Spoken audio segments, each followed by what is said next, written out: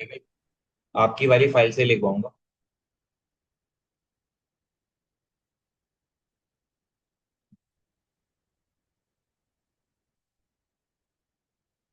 आप निकाल लीजिए, कॉपी निकाल लीजिए अपनी फिजिक्स की, और मैं आपको क्वेश्चन बोल रहा हूँ, आप वो लिखिएगा।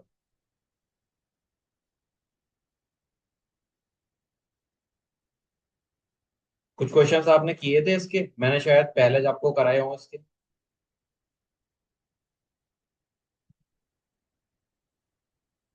सर आपने एनसीईआरटी से करने की बोला था। वो हुए नहीं थे। Yes sir. जी। तो मैं क्या करता हूँ, यहाँ से कुछ क्वेश्चंस कराता हूँ। पहले क्वेश्चन बोलता हूँ मैं, आप लिख लीजिएगा। ये तो शायद करा दिए थे मैंने, 6.15 ऐसे तो क्वेश्चन करा दिए थे कुछ इसमें, जहाँ तक मुझे याद है। फिर भी आप लिख लीजिए, चलिए। एक क्वेश्चन लिखिएगा। देखो, हम क्वेश्चन यहाँ इसलिए कर रहे हैं क्योंकि इस चैप्टर से क्वेश्चंस आ जाते हैं। A coil with an average diameter of 0.02 metre is placed perpendicular. A coil with an average diameter of 0.02 meter is placed perpendicular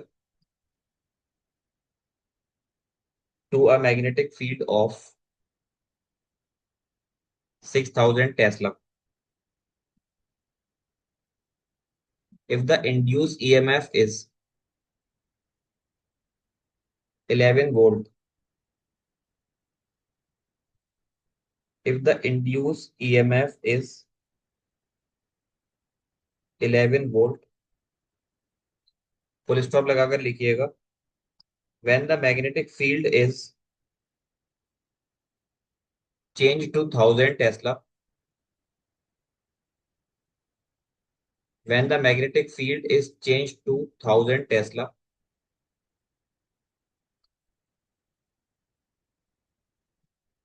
in 4 seconds,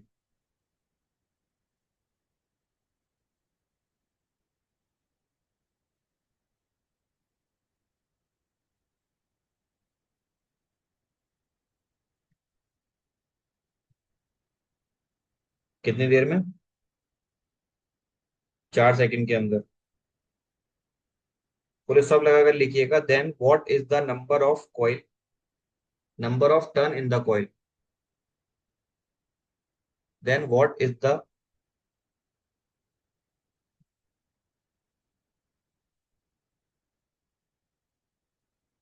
number of turn in the coil.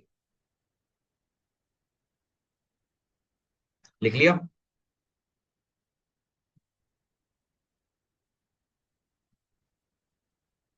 ये दोबारा बोलूं? Sir ये शायद आपने करा दिया था।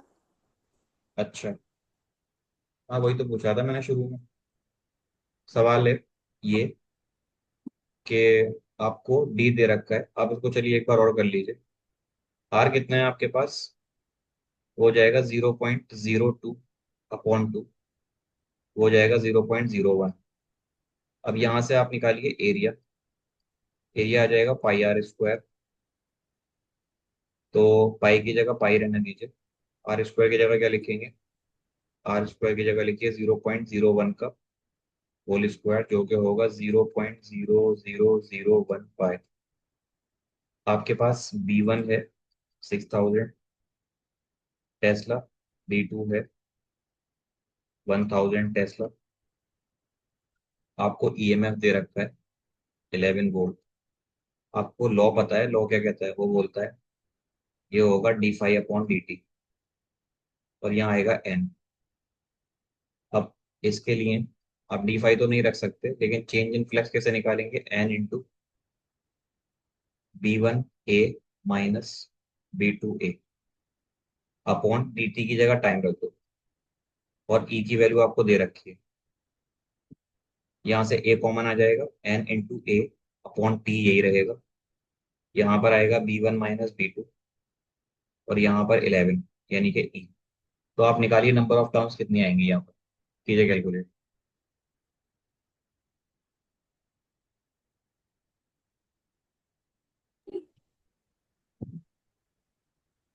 Sir 28।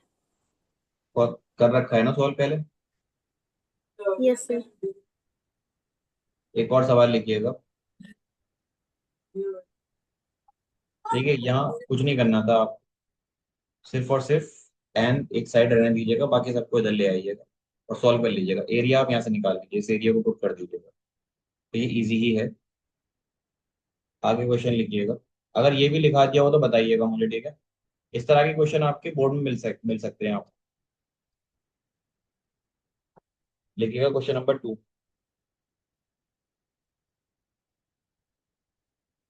A coil is consist of 200 ton.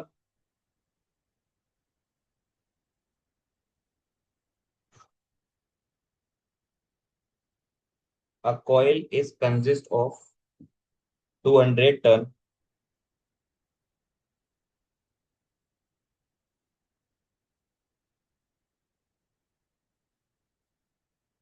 of wire having a total resistance of wire having a total resistance of turn है 200, और जो वायर आपने ले रखा है उसका रेजिस्टेंस है resistance of 2 ohm. Each turn has a square of side 18 centimetre. Each turn has a square of side 18 centimetre. देखो हर एक स्क्वायर की जो साइड है वो 18 सेंटीमीटर है। Each turn has a square of side 18 centimetre.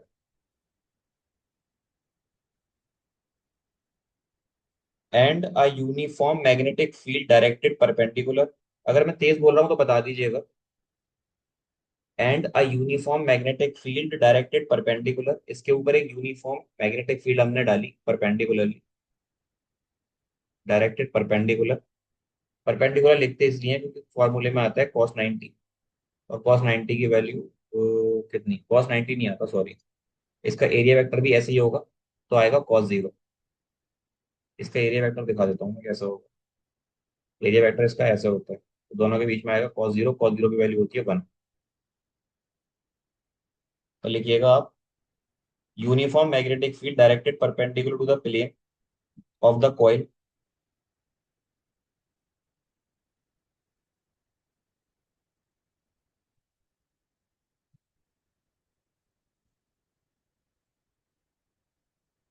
Each turn of a square of the side 18 centimeter and a uniform magnetic field directed perpendicular to the plane of the coil is turned on। ये लिखा।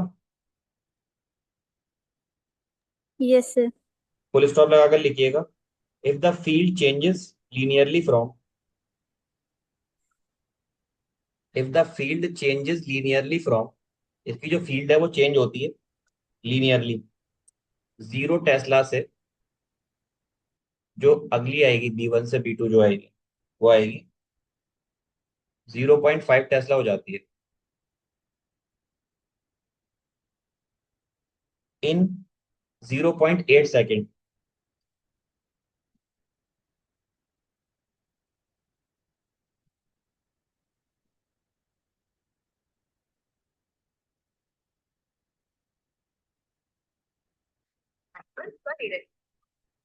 इन 0.8 second, full stop. then what is the magnitude of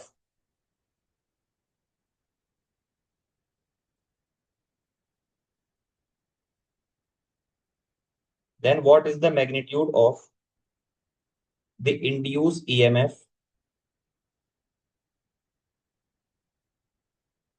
then what is the magnitude of induced emf and current in the coil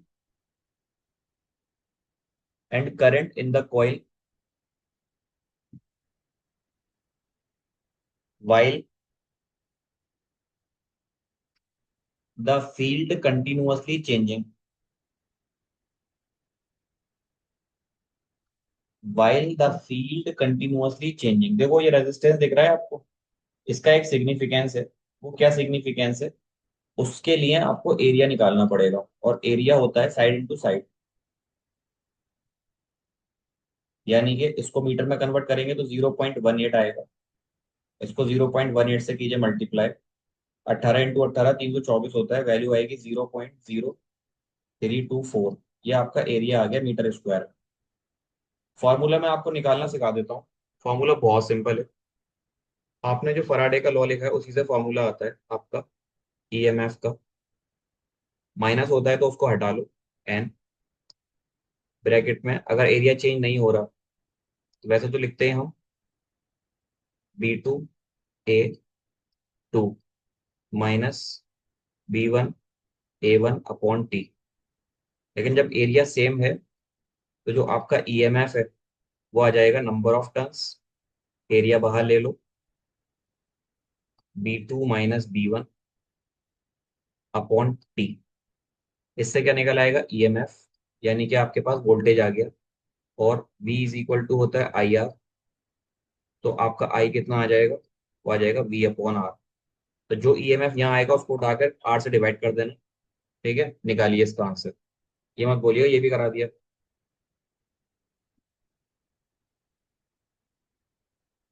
करा दिया क्या ये भी? Yes sir. ये वाला question भी करा दिया था क्या मैंने? सर नहीं, ये नहीं कराया।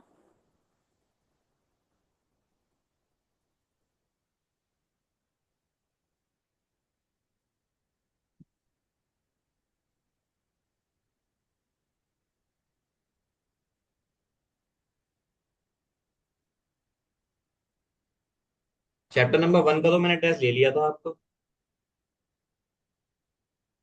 सर केमिस्ट्री के। नहीं नहीं, इसका मैथ्स का। यस सर, मैथ्स कर लेंगे। और चैप्टर नंबर 3 का। यस सर, 3 का भी लिया था। सर 4 का लिया है, 4 का। नहीं, 4 का नहीं लिया, 3 का लिया था। 4 पढ़ रखा है आपने? सर रिवाइज करना पड़ेगा। कल तक पढ़ पाएंगे उसको? कल तक, कल शाम तक? सर इससे मतलब पुरानी बुक से। जी। Yes sir. नहीं पढ़ पाएंगे? सर कर लेंगे। कोई और चैप्टर बता दीजिए, क्योंकि मैं कल तो क्लास लूंगा नहीं, मैं टेस्ट लेने की सोच रहा था आपको। सर डिटर्मिनेंट का ही दे देंगे। जी। सर डिटर्मिनेंट्स का ही दे देंगे। ठीक है, डिटर्मिनेंट का दे दीजिएगा। मैं बहुत बेसिक क्वेश्चन दूंगा, ऐसे मिसलेनियस लेवल के क्वेश्चन नहीं दूंगा, ठीक है? Okay sir.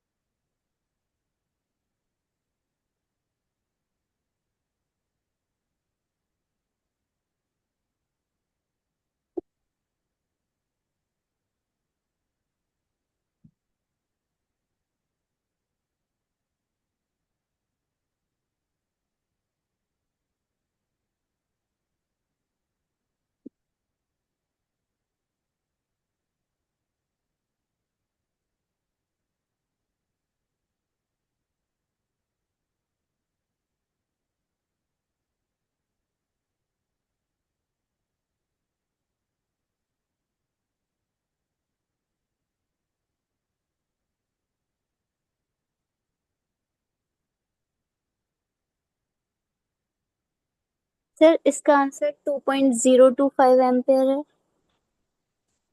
2.025 to five M ampere के जी करंट आएगा इतना।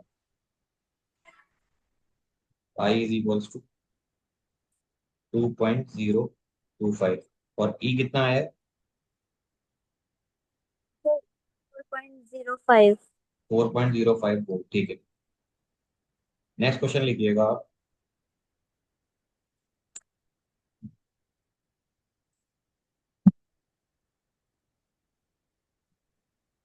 देखिएगा, the magnetic flux,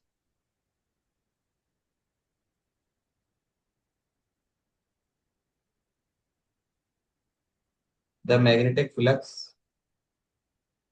threading a metal wire, threading a metal wire varying with the time,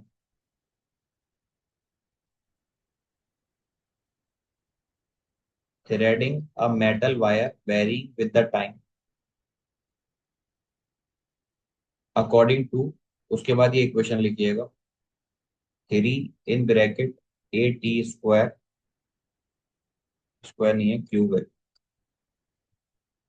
A T cube minus B T square tesla metre square, ये इसकी unit है। आपको value दे रखी है इसमें, ए की वैल्यू दे रखी है 2 और बी की दे रखी है 6।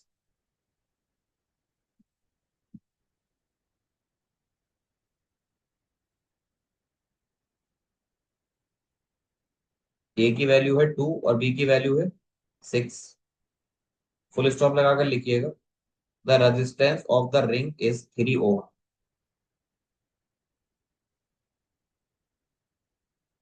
The resistance of the ring is 3 Om.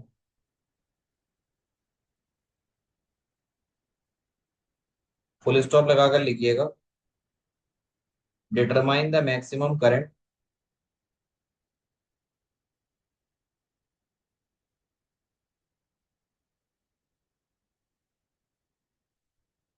Determine the maximum current induced in the ring,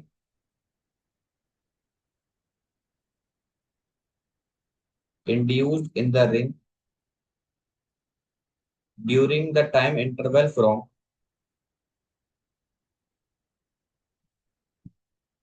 t is equal to 0, during the time interval from t is equal to 0 to 2 is equal to 2,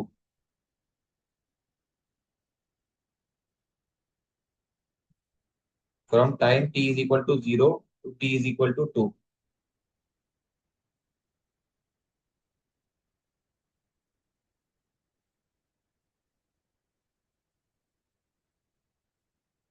लिखा या रह yes गया? Sir. Sir नहीं लिख लिया। देखिए, maximum current की बात की है उसने, मैक्सिमम मिनिमम तो आप पढ़ ही रही हैं। Yes sir. आपको पता है ईएमएफ निकालने का तरीका होता है d phi/dt। आपको फाई जो दे रखा है उसको डिफरेंशिएट कर दो, तो जो ई है वो आ जाएगा 9 a t square minus 2 bt।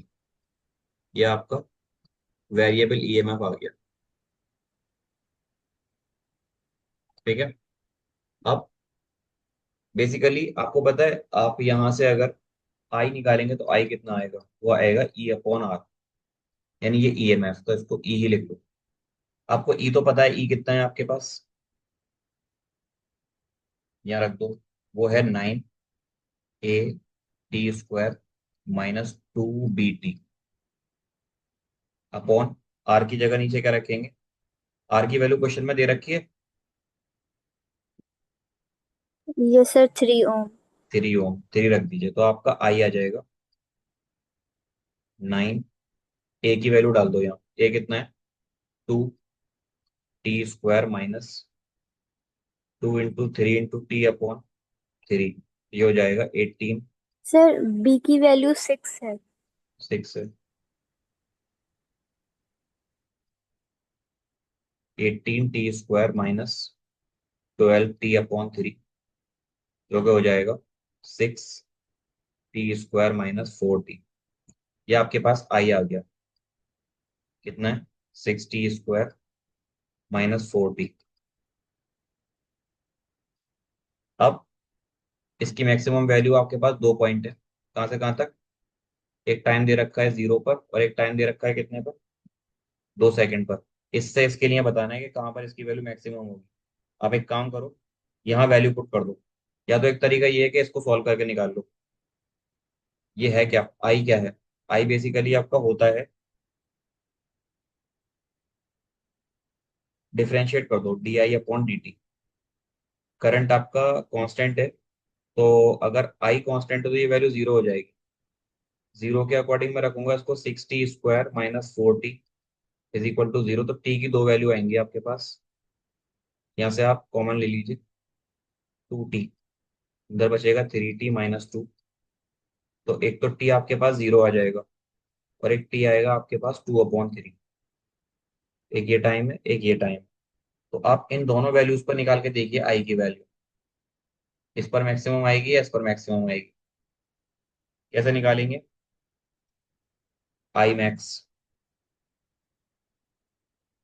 आपको शुरू में दे रखा है 3a t² -2b t। उसकी वैल्यू डाल दो, ये वाली 2/3 यहाँ पर। ये आपका आई मैक्स हो जाएगा। निकालिए और बताइए।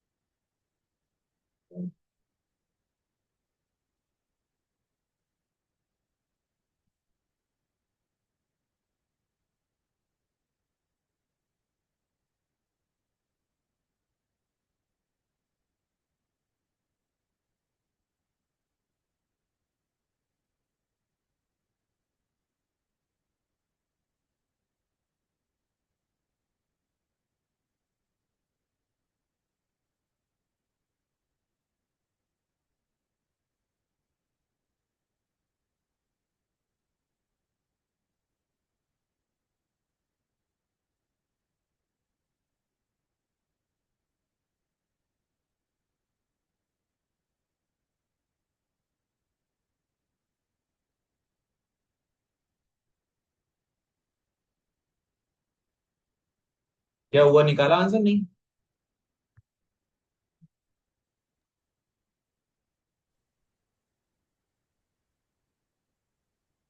-16/3 आ रहा है, 2/3 रखने पर।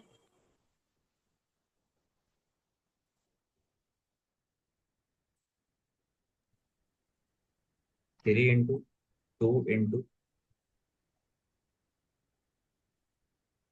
2 का होल स्क्वायर -2 × 6 × 2/3। 8। 3 × 3 = 9। 3 बचेगा। अच्छा, तो ये आई मैक्स की वैल्यू कितनी आ रही है हमारी? एक सेकेंड, कोई गलती हो गई क्या? फिर इसमें हम आई को डिफरेंशिएट करके 0 के बराबर रखेंगे ना। जी जी। फिर आपने आई के फंक्शन को डायरेक्ट 0 के इक्वल रख दिया।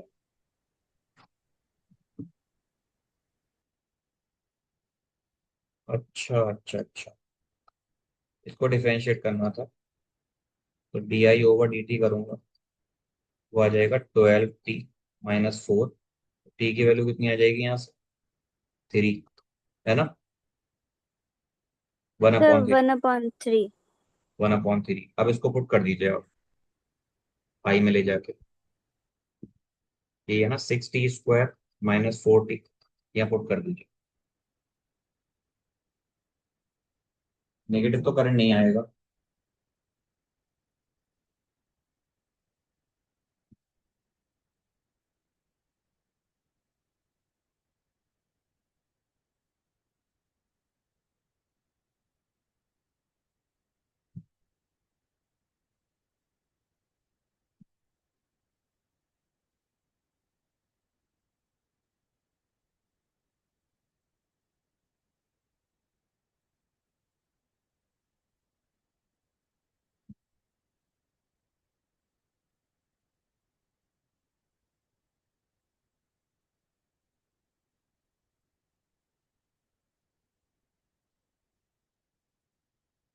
लिखा। सर ये भी मुझे 2/3।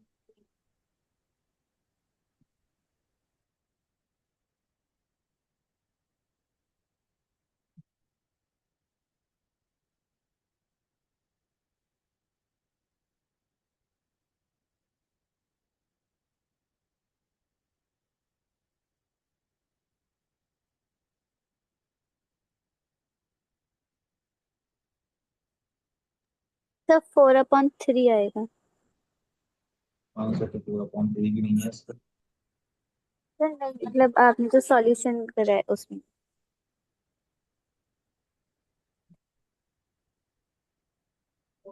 2/3 -4/3। वैल्यू सही डाली है हमने। 3 इंटू ए यानी कि 6 टी स्क्वायर की वैल्यू आ रही है b/3। टी की वैल्यू, बी कितना है 6/3 इंटू 2, तो ये 1 आएगा। क्या गलती हो रही है यहाँ पर? आपने इसको डिफरेंशिएट सही किया। 12t-4 आएगा। 0 के बराबर रखूंगा टी की वैल्यू। 4/12 यानी 1/3 आएगी। ठीक है। यहाँ पे इन्होंने पता नहीं क्या किया है।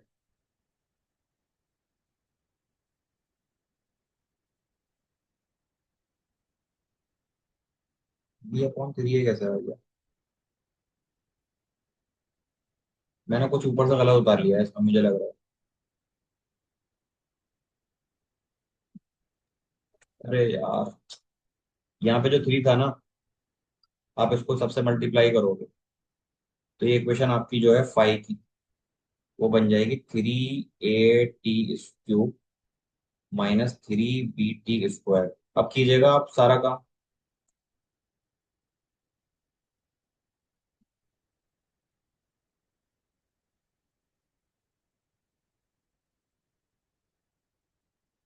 आ रहा है समझ में क्या करना है? Yes sir. देखिए मैं बता देता हूँ। 5 दे रखा है आपको। 3a t³ -3b t²। Differentiate करेंगे यानी कि d5/dt निकालेंगे। वो आएगा 9a t² -6b t। अब यहाँ पे वैल्यू डाल दो आप। तो ये 9 into 2 into T square -6 into 6 into T. 18t² -36t। ये हमारा d5/dt आ गया, यानी कि हमारा ये एप्सिलॉन आ गया। अब आप आगे कर लेंगे। आपको पता है आई इज इक्वल टू क्या है? एप्सिलॉन/आर। आर की वैल्यू दे रखी है तो आई बराबर हो जाएगा 18t² -36t अपॉन आर की जगह 3। ये हो जाएगा 6t² -12t। 60 कॉमन ले लो, बचेगा t-2। क्या हो रहा है ये? 12 6, 60 कॉमन लिया, टी की वैल्यू 2 आ गई। 6/3 इंटू 2। आई की वैल्यू इतनी आई है ना। आई की वैल्यू निकालेंगे इतनी आ गई। लेकिन आप निकालिए, इसको जीरो मत रखिएगा, आई इतना रहेगा। आपको रखना है di/dt को जीरो। तो इसको डिफरेंशिएट करो ये वाली वैल्यू को, ये कितना हो जाएगा? 12t-12। हाँ अब ठीक है। अब यहाँ से टी की वैल्यू आ जाएगी आपकी 1, क्योंकि आपका di/dt जो है वो जीरो हो जाएगा। तो 12t-12 की वैल्यू जीरो, यानी टी कितना आ जाएगा 1। इसको ले जाके पुट कर दो आई की वैल्यू, जो आपका आई था उसमें पुट कर दो। बताओ क्या आ रहा है आंसर?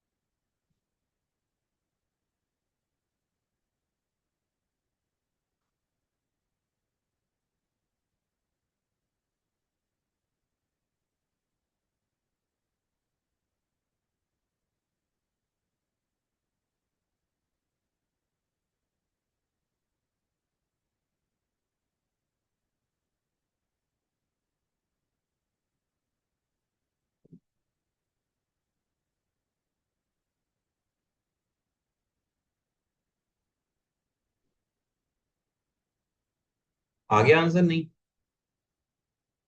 Yes sir. कितना है? 50। कितना? सर, सर अभी नहीं आया। निकालिए।